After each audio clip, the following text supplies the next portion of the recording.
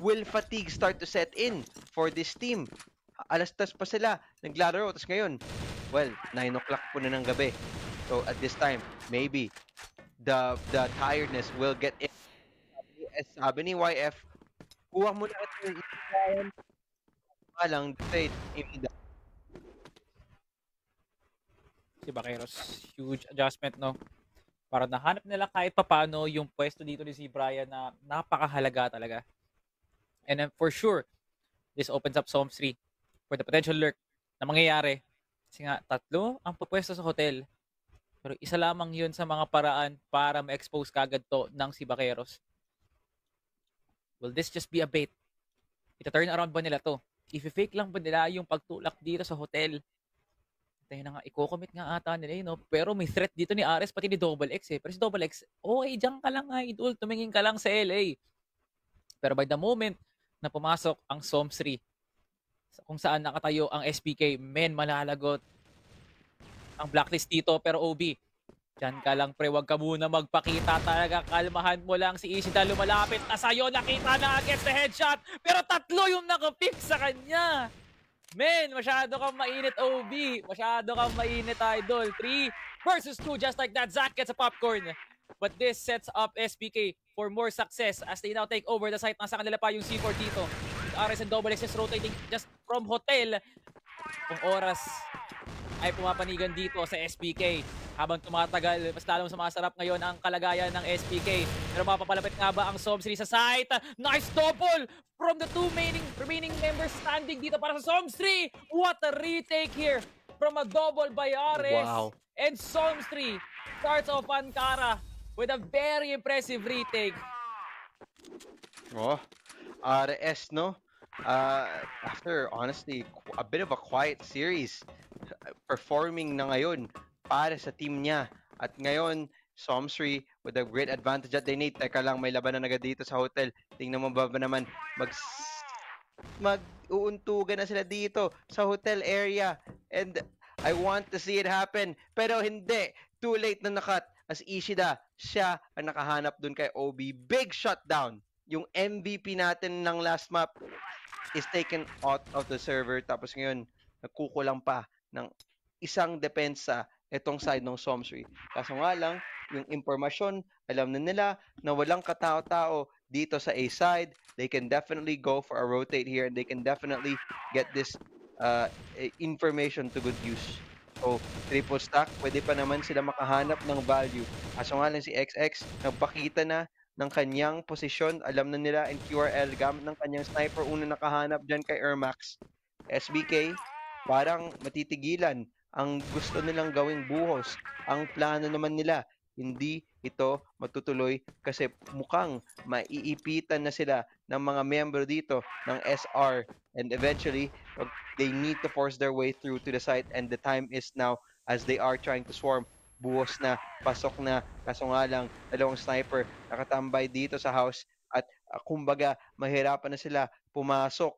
Bridge gustong puntahan ni Z Brian, kaso nga lang traded out agad. Awareness galing sa side ng Psalms 3, napakataas. Okay, flank galing kay QRL, nakahanap ng unting tagos na bala, pero wala pa naman siya nakakuha ang pitas. Still on a 3-on-3 situation. Time slowly starting to run out. Imnida still holding the hotel. Di niya naman layan na nandyan na pala yung kanyang kalaban na sa kanyang likod. XX is able to find for 1. Able to find for 2. QRL! It's Ishida!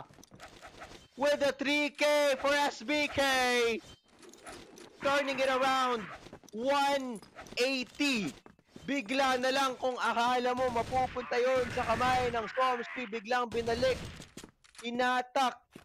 Hinila sa side ng SBK. What a game-changing round here as OB is the one who's able to find for the early pickup here.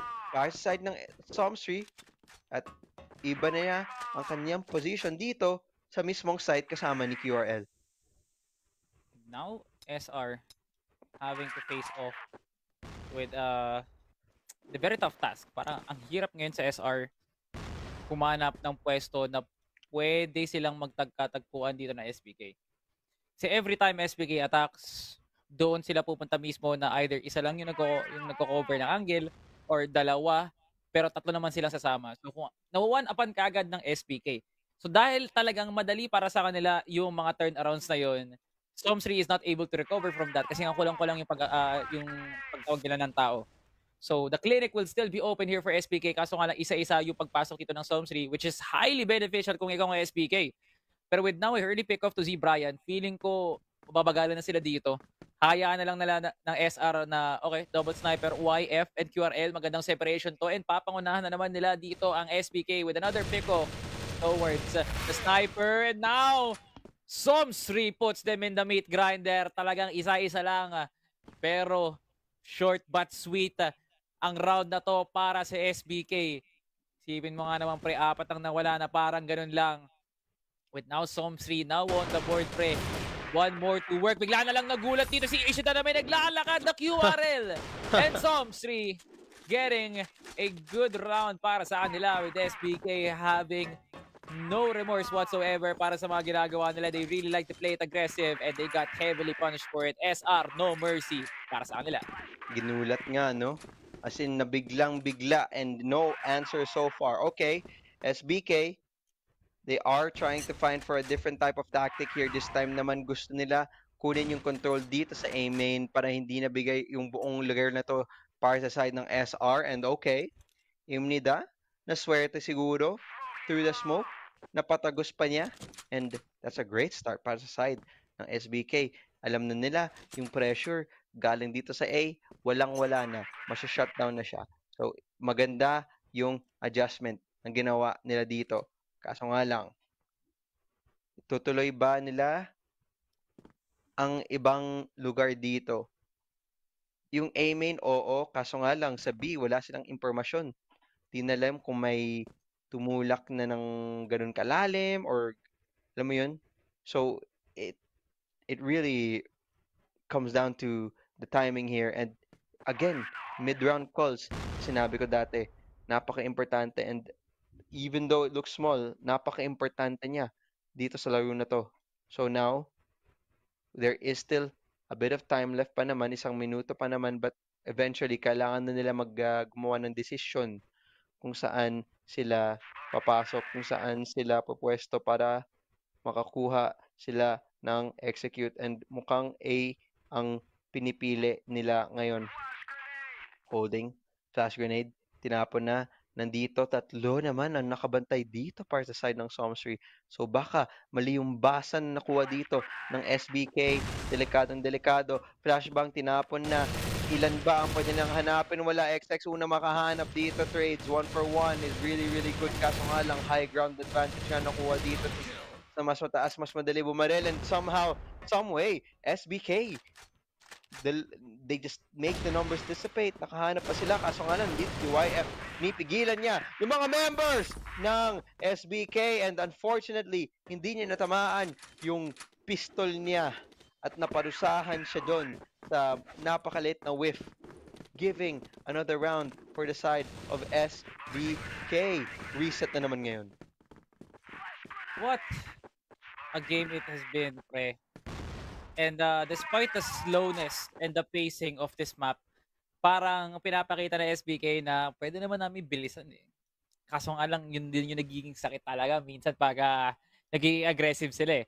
Like, this series could go on forever.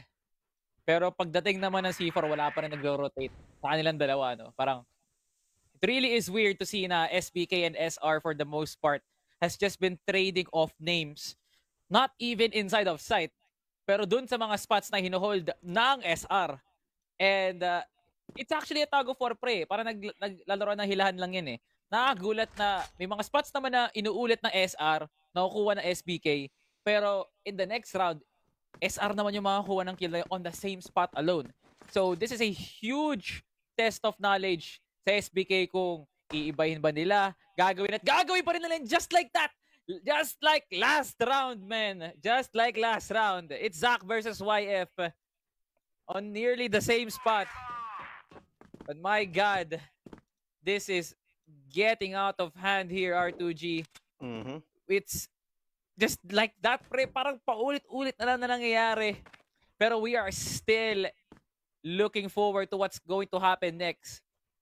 Kasi after all of this madness, meron pa ring panibago para naman sa si Vaqueros. I do think Air Max and Imnida, yung pag-force nila ng mga laban dito kay Ares or even Double X para lang makuha nila events dito is really important for si Vaqueros, which is what they're going to do right now. But for Double X, man, tama nga ba yung baril na nilabas Ay, mo? nako. And Air Max gets and it's an headshot and nice trade by Ares. Wow. And Ishida masyado ring mabilis pre para makapasok sa clinic ngayon. Bukas na bukas ang site. Wala man lang nagsara ng gate. Wala man lang nagbantay na iba pa. Dalawa lang ang nakatayo. Dalawa rin ang tumumba sa SR and SBK. Now makes their way to the site. QRL and OB now defending the site. Na parang buhay ang nakataya dito. Imnida will be finding QRL and OB. Isang pangarap para sa kanya. Makes his way to the bench and Imnida guns him down. SBK gets the round. SBK. Laban pa din kung lumalaban. Mahigpit na naman tong labanan natin. Nagsasalit-salitan na tong dalawang teams na to ng ilang punto and agresibo na naman sila dito sa hotel. At least aware sila sa potential na agresibong pinagagawa ng kanilang kalaban. Kaso nga lang wala naman din sila nahanap dito.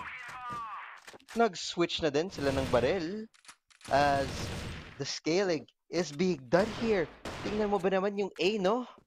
Sino ka ba ang nakakuha ng ganito kalalim na force? Except for SR. I love the reaction that they have, no? Nakikita nila tumatagos yung mga bala dito sa B. So, with that, kumuha sila ng inisyatiba para dumagdaan pa dito. Kaso nga lang, the Popcorn is the one that takes out XX. Binalikan. Kailangan na bumalik dito ang mga miyembro dito ng Somsri. At least nakahanap sila ni Zach. Yung MVP so far. This time naman for the side of SBK.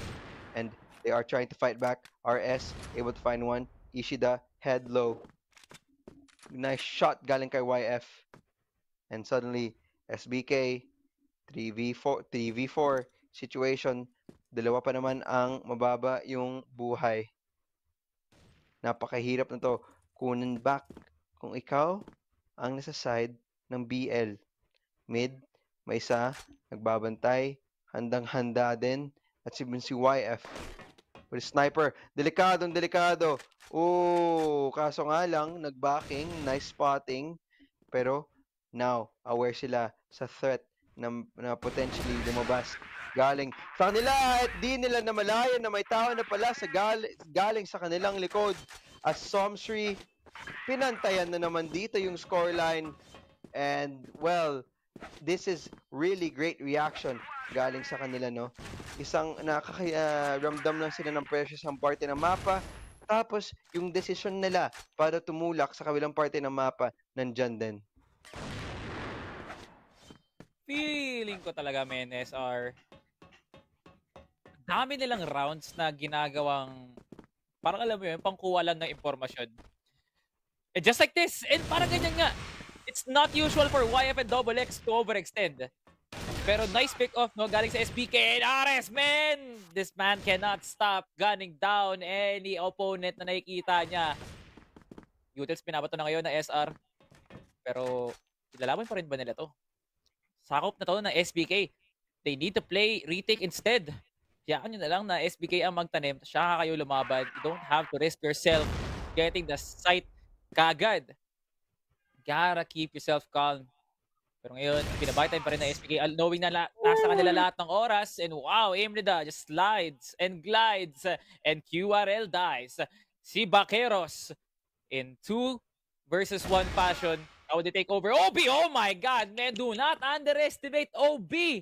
Kanina pa nagka-clutch yung OB na yan. Ngayon, saka lang tinanim ng si Vaqueros yung C4. Si Brian, isa ka pa! Domestic ka! At yan ang naging kalagayan mo ngayon, tumba. Ni isa sa inyo nakatayo, si OB na lang. My God! SPK, kanina sila mismo yung may clinic and SR. Aba, iba na ang may-ari ngayon. Isa-isa nyo ba namang pinasok si OB imbes na yung double pick nyo? That, once again, si Vaqueros shows why crucial mistakes really cost you the round. And it's that example. Yun yung ginagamit na example. Pre, sa dictionary, pag sinearch mo yung salitang mistake, yung picture na yon na naka-clutch si Obi yung ginagamit bilang example. Why did you do that, SBK? Kamot ulo moment na naman para sa inyo. Tapos ngayon, lugi sila. Kahit papaano, well, actually, they have the numbers advantage actually. So, mali pala. Well, ngayon, lugi na sila. Si YF, nakahanap din siya ng pwestuhan dito. Nakahanap din siya ng dalawa. Now, but the numbers advantage did go to SBK. Kaso nga lang, sino naman ngayon ang may positional advantage? It is all over the side of Somsri. And tingnan mo ba naman, aware naman si Imnida na may tao dito. Kaso nga lang, si YF hindi niya binibigay. Nakalagpas na ang kanyang kalaban. Pero handang-handa itong si YF. Kasama na din ang rest back. He doesn't need it though. As Somsri taking up another round. Ano ba ang pwedeng gawin dito para balikan to para sa side ng SBK sa last part ng half natin? Tama ka nga dyan, no, Salvatore. Ever since nangyari yun, yung isang round na binigay nila, yung multiple mistakes, yung multiple picks against OB, imbis na ng fast pick, SBK, so far, wala silang sagot. Pero buti na lang si Ishida, tumatayo, stepping up to the plate, pinapakita niya na kayang-kaya niya pantayan yung mga kanyang kalaban. Flashbang para dito sa angkor ng side. Kaso nga lang, no nga ba to? Kundi si OB. Dalawa pa ang kanyang nahanap. Consistency from this man off the charts. Z Brian today did another one. Goes for an equal number. Sniper will be huge kung natamaan lang niya. Grenada as well. Flashbang. Tinapon na lahat ng utility. Kaso nga lang, siya mismo ang nahulog sa kanilang kamay. RS left on a 1v1 with the great one to the smoke, to the tag. Di niya alam, nandito siya sa taas at Imnida. Gagawin isa na lang ang agwat dito pagkatapos natin sa first half. Side switch naman tayo ngayon. Ano nga ba ang pwedeng pakita sa atin ng SRs na ngayon sila ang nasa BL side? Well, this is SBK cooking something up para naman sila ngayon ng dumepensa ang agang pakonsuelo kaagad ng utils dito sa hotel. Grabe nga naman, walang katakot-takot sila YF dito. And ayan na nga, pinatikim na nga ng SBK ang galit ng mundo sa Somsri. Pero may pambawi rin naman ngayon ang SR pagdating sa pag-push din ng SBK. OB, ipakita mo na naman ang tikas mo, idol. Isang malapit na encounter na naman. Ang QRL clears out Z. Brian open ang hotel. Pwede na mag-check-in. Kaso nga lang ba yung day ko-commit ngayon ng Somsri? SBK with still 3 members standing. They might just be able to pull this off. The numbers are too good. Too good to be true nga ba para sa Somsri? Masyadong minamali itong Somsri yung sarili nila. Hindi pre, masyadong mataas yung kumpiyansa nila. OB pa lang. Double headshot para sa kanya. Ubos ang lahi sa hotel. Grabe. Dali-dali ngayon tumatakbo papuntang Ares. And parang ganun lang. OB sweeps in and takes the head of Zack. Wala na namang panga ang sangkaterbang miyembro ngayon ng si Vaqueros Esports SR with a hot start dito lamang sa second half natin.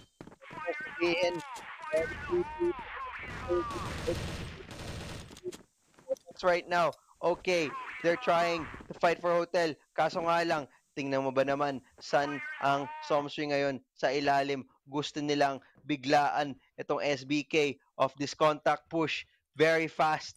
Kahit naglalakad na sila, mabagal. And andyan na, gusto nila pumasok. RS is the first one to be able to find the double contact dito. Para sa ngayon si QRL, nahulog dahil Kill, may baril sa kanyang likod.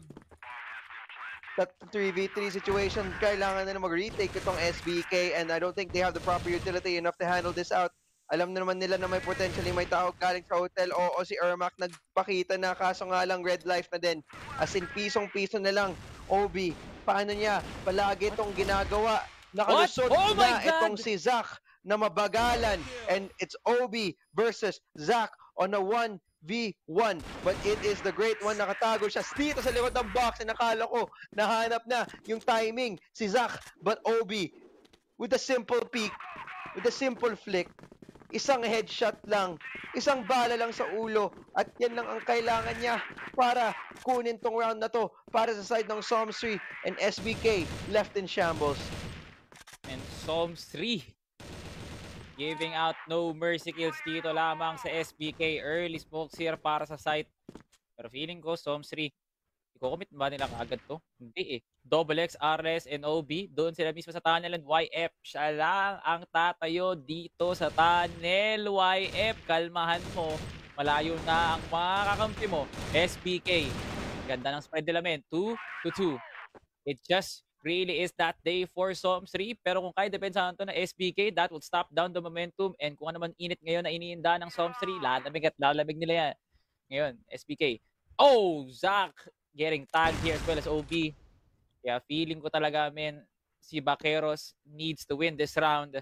Pero dahil pa lang dun sa mga injuries na natatamo nila, dun pa lang sa pag-overextend, feeling ko talaga masyadong atang maaga pa para magtawag pa ng lurk dito. So, pag di talaga gumagana ng una, gagawin nila ang lahat para gumana naman to sa susunod. Pero take a look. Kalmado, kolekto lahat ng miyembro ng si Vaquero. Si Ishida may natatagpo ang duelo dito. Kalmahan nyo lang. But there it is. This is might just be the most passive round in this Angara matchup we have ever seen. Pero in this 48 seconds, saan nga ba kikilos, saan bababuelo ang Somsri nang hindi alam ng si Vaqueros kung saan sila mismo kikilos pa. Ayan na nga ba ang lineup? Somsri, timing, 5 na silang nandito sa labas ng entrance. Okay. At nag-aasik na sila ng dilim, isa't isa pa. Zach and Nimnida now down for si Vaqueros, open sight. SBK needs to play retake. Kaso nga lang, sapat nga bang Udels na meron sila? They need to full blind every corner, pre, para makapasok sila ng madali. Kaso may magandang cut-off na pwesto dito, si OB. Yun nga ba ang susi? Makikita niya nga ba? Lahat sila manggagaling mismo sa cages dito, pre. Ayan na nga, pumapasok na nga ang miyembro na si Vaqueros. Nagpapalo na si Zebra, but there goes the trade. Airmax could be getting RS as well. 3v1, YF gets the double. Somsri convincing round after convincing round. Tuloy-tuloy na din to. Dalawa na lang ang kanilang kailangan dito para kunin tong series na to. And now, Somsri with everything in their hand. Kaso nga lang si Ermac nakahanap ng agahang pitas dyan kay YF. Hindi siya magwawagi sa labanan ng sniper. Kaso nga lang, sino ba naman kundi si OB para bawiin itong sitwasyon na to, no? Para makuha muli ng 1-for-1 trade gamit ng sniper of his own. Picking up what his friend left off, and ayan na nga yung sinabi ko, diba? Who else but OB? Who else but him para pwedeng bawiin at gawing 1-for-1 yung sitwasyon na yan? Only him. So ngayon, Zach, double sniper setup, din pala tong SBK, no? A site, full control ng SBK. So, at least may impormasyon yung SBK na kung saan pupunta ang Somsri. Kaso nga lang, it's still just a two-man defense for now. Siguro naman, hopefully, they can use some form of information gathering to determine where they are. Kaso nga lang, it's Ashida. Perfect defense galing sa kanila. Granada, tinapon. Let's see if there's anything that they can do here. RS, entry, successful. RS, nagigising na talaga siya dito sa series na to, making the entries much easier for the entire team of Somsri. Kaso nga lang, nahulang na din ang kanyang kakampi. Wala na din dito si OB, spray down, wala. SBK, mukhang laban pa din at ayaw nila ipapunta to sa map point. Laban pa rin ang SBK. Good stuff, men. All they need to clear out is the fact na they will never beat the early pick-off allegations, pre. Yun yung mga early pick-offs na mahalaga para sa SBK, pero yun yung nagiging susi nila para makuha yung round, eh. Pero pag hindi naman nila nagagawa yun, Somsri is just gonna get that round freely. What? Somsri? Ganun lang kadali. Nakapasok na kayo ng site. QRL gets the double. Ubus na naman ang site ng SBK. Ang bilis. Butilled up dito sa likod. Napakabilis. Indeed, R2G. Wala nang iba pa. Mas mabilis pa. Mas mabilis pa kayo, men. Kay Accelerate. Ayan na nga, OB. Will be getting Air Max. And now, SR. Wala na, pre. Tayo na lang kayo Wala. dyan. Dalawa na lang ang namubuhay dito sa si Vaqueros. Double pick. Napakaganda nun para mawala si Ishida. Isa na lang ang nakatayo. Z Brian gonna get cleared out here. And there goes a double para sa kanya. Pero di pa rin sapat. As Ares gonna take him down. 9-5. Storm3 is gonna get a huge round. Ever since we went to second half, a different attitude and a different showing for SR men. Ibang-iba na sila sa nakikita natin ngayon. YF and QRL ipagtulungan dito laban kay Ishida pati kay Imnida. And patuloy pa rin ang action dito. And OB is gonna get this off over to Zach as SBK now down with 1 man. 16 kills na to si OB. 16 kills. Napakalala. Napakatindi. This man has been putting this team on his back and he's been saying, ako bahala sa inyo, guys. Oo, everyone else, at least, if lahat sila, alam mo yun, kahit paano equal sila sa trading, no? Equal sila sa KD. But when we're talking about impact, this man alone, he can do it all. First pick, entry, lahat ng gusto mo clutch, kaya niyang gawin yan. Excess, pupusak na ang mga miyembro dito ng Storm3. Ishida left alone, Granada na, and this is the nail in the coffin. Kasi Storm3 ang kukuha ng